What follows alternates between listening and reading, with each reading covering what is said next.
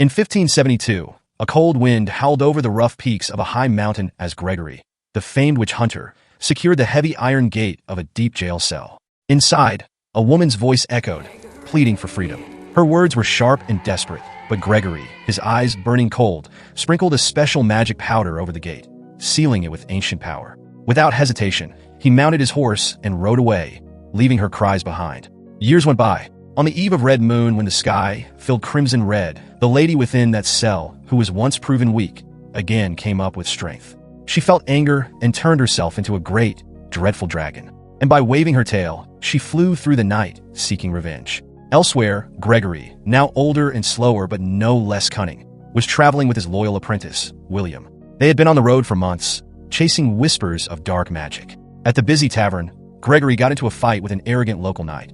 At his age, he should not have caused any trouble to anyone at all, but he threw the knight around with his beer mug. The public cheered. However, this was short-lived because the town bell rang for Gregory's services immediately. Following the call, the duo arrived at an old church, which was wrapped in an unnatural cold air. A priest ran out, looking very scared. Inside, he warned, a girl was possessed by something not of this world. Gregory exchanged a grim glance with William, who started to gather weapons.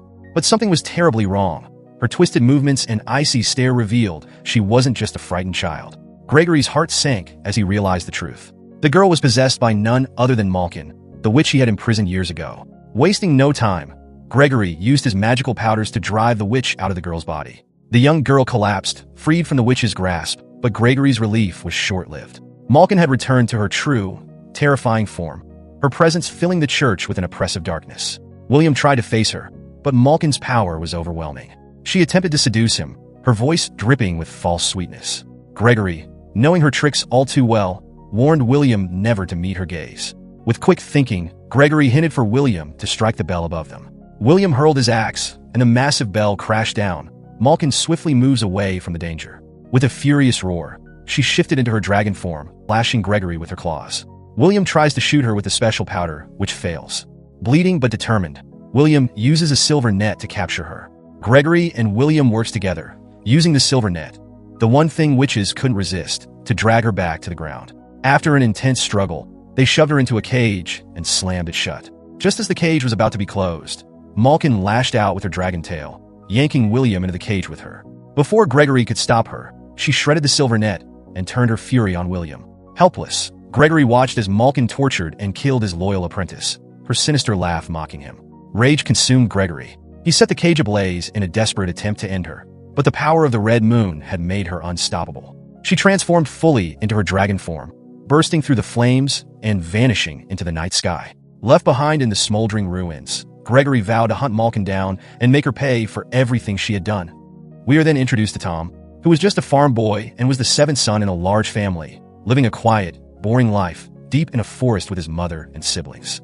Every day felt the same, feeding pigs, working the fields, and dreaming of adventures he thought he'd never have. But Tom had a secret that set him apart. He experienced painful visions, brief flashes of the future. Most were confusing, but his latest vision was different. It showed a man he had never met, someone who seemed very important. The same day, Gregory arrived in Tom's small world, stepping off the boat with a determined face. Tom's mother, alarmed, confronted Gregory immediately. She knew what he was there for. The seventh son of a family was destined to become a witch hunter, and Gregory had come to take Tom away. Desperate to protect her son, she tried to hide the truth, but Gregory saw through the lies. He recognized Tom as his new apprentice on sight. Strangely, Tom felt the same connection, realizing Gregory was the man from his visions. Reluctantly, Tom's mother let him go, but gave him a special talisman necklace and made him promise never to take it off. Her parting words were filled with hope and fear. Gregory, however, made no promises about Tom's safe return. The journey was rough from the start. Gregory rode his horse while Tom trudged alongside, carrying their gear through pouring rain. Tom tried to ask questions, eager to understand this strange man and his dangerous world, but Gregory wasn't interested in sharing much. When Tom asked about Gregory's last apprentice, the answer petrified Tom, as the boy had been killed by Malkin, the queen of witches. This revelation made Tom uneasy. He'd heard legends of Malkin and her terrifying power, and now she was back, more dangerous than ever. Gregory told Tom they had less than a week to prepare for the full moon ritual, a critical event tied to Malkin's resurgence. They reached the witch hunter's hideout. Gregory warned him that the training would be brutal, and Gregory made it clear, if Tom didn't learn fast, he wouldn't survive. Tom protested, frustrated that he wasn't given the time other apprentices had. But Gregory had no patience for complaints. That night, Gregory warned Tom to stay in his room, as the place was filled with dangers. But Tom, drawn by curiosity or stubbornness, disobeyed. He wanted the place to explore the artifacts and was attacked by an ancient knight. Just as the situation seemed hopeless, Gregory appeared, saving him at the last second. He handed Tom a staff and demanded he master it immediately. From then on, the training became demanding. Gregory taught Tom about the powders that could weaken witches and the enemies they would face, witches who had been strengthened by their queen's return. With each lesson, Tom realized the stakes were higher than he had ever imagined. Malkin returned to her old fortress, only to find it in ruins. Deep within the ruins, she discovered her older sister, Bonnie, burned and broken. With a surge of magic, Malkin revived her, restoring Bonnie's beauty and strength. Using her dark magic, she restored the fortress to its former glory, making it even stronger than before. The two sisters reunited and began preparing for a powerful ritual, set to occur during the full moon. If Malkin succeeded, no one would be able to stop her. Meanwhile, Gregory and Tom arrived in a bustling town alive with festivals. Among the chaos, Tom noticed something that froze him: a witch being prepared for execution. He recognized her from one of his visions and felt an irresistible pull to help her. Claiming authority as Gregory's apprentice, he persuaded the townsfolk to release her into his custody. The witch, Alice, seemed harmless, even charming, and Tom found himself drawn to her. She asked him not to reveal her identity to anyone, including his master, and despite his doubts about whether she was truly a witch, Tom agreed. And he let her escape. But Alice was not what she seemed. She was Malkin's spy and Bonnie's daughter, sent to monitor Tom and Gregory. Later, Malkin praised Alice for her cleverness, vowing their family would grow even stronger. That night, Alice met Tom again, and when their hands touched, sparks flew, an unsettling hint that their souls were connected. She insisted not all witches were evil before vanishing into the night, leaving Tom more confused than ever. Gregory soon received a message from a distant city, inviting him to meet an inquisitor who had captured one of Malkin's monstrous soldiers, a creature named Urag. Intrigued, Gregory and Tom traveled to investigate. When they arrived, they found Urag chained and being tortured. Gregory commands to be alone with the creature, but it breaks loose, leading to an intense fight. Gregory used his powders to weaken the creature, forcing it into a human form before choking it with chains. He ordered Tom to burn the creature, but Tom hesitated, horrified at the thought of taking a life. Gregory, frustrated by what he saw as weakness, did it himself. Tom's doubts about this brutal life only deepened. Gregory is disappointed. He thinks that Tom is too weak. Despite the danger around him, he met Alice again. This time, their connection deepened, and the two confessed their feelings for each other. Alice spoke of a life away from the violence and chaos, and Tom began dreaming of running away with her. But then he had another vision, a horrifying one.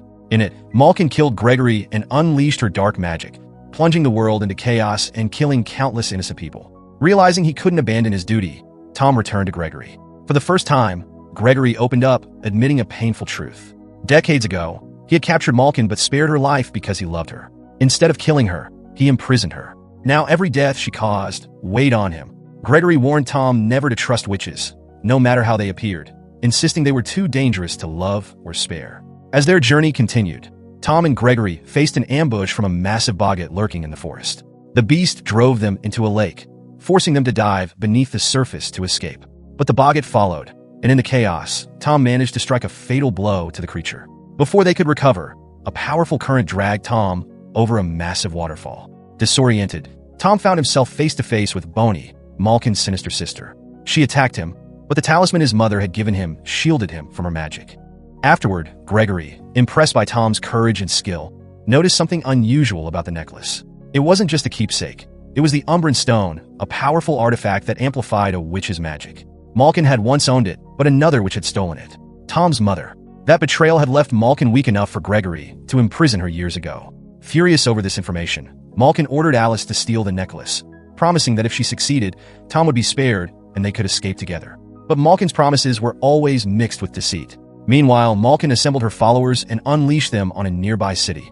Ironically, the same city where Gregory had defeated her monstrous ally, Urag. The city was also home to Tom's family. During the attack, his mother used her magic to protect the innocent, killing several of Malkin's minions. But when she faced Malkin herself, she was outmatched. In their brutal duel, Malkin overpowered and killed her, mocking her for sacrificing the stone that could have saved her life. As the city burned, Alice approached Tom, begging him to leave everything behind and run away with her. She truly cared for him and wanted him far from the violence. Gregory arrived, along with his friend Tusk, and immediately saw through Alice's intentions, attempting to kill her. Tom held him back, allowing Alice to escape. Only then did Gregory realize Alice had stolen the necklace. They pursued her, but Malkin sent her loyal servant Radu to stop them. Radu captured Gregory and, in the struggle, caused Tom and his ally Tusk to fall from a cliff. Believing them dead, Radu took Gregory to Malkin. Tom, however, survived. A vision of his mother appeared, revealing the truth of his heritage. As the seventh son, he was destined to fight witches, and being born of a witch gave him the power to defeat Malkin. Determined, Tom saved Tusk from falling, aiming to reach Malkin's fortress. Malkin gathers all her minions, and she goes to talk with the captured Gregory. She tries to seduce him with her reclaimed necklace.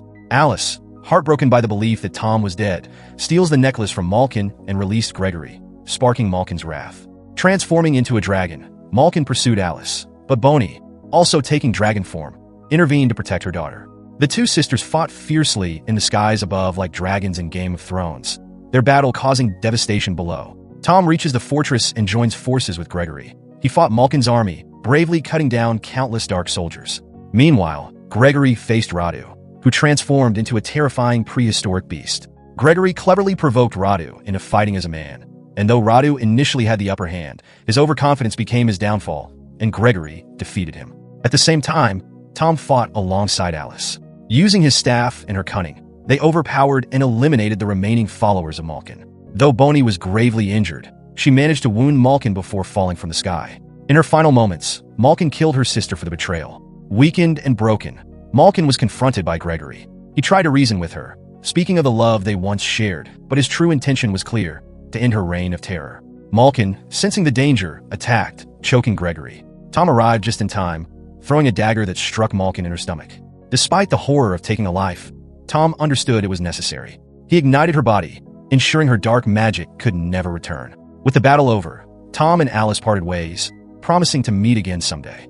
Gregory passes the mantle of the Supreme Witch Hunter to Tom, deciding to retire. Tom, teaming up with Tusk, hears the bell ringing and gets ready for their next challenge.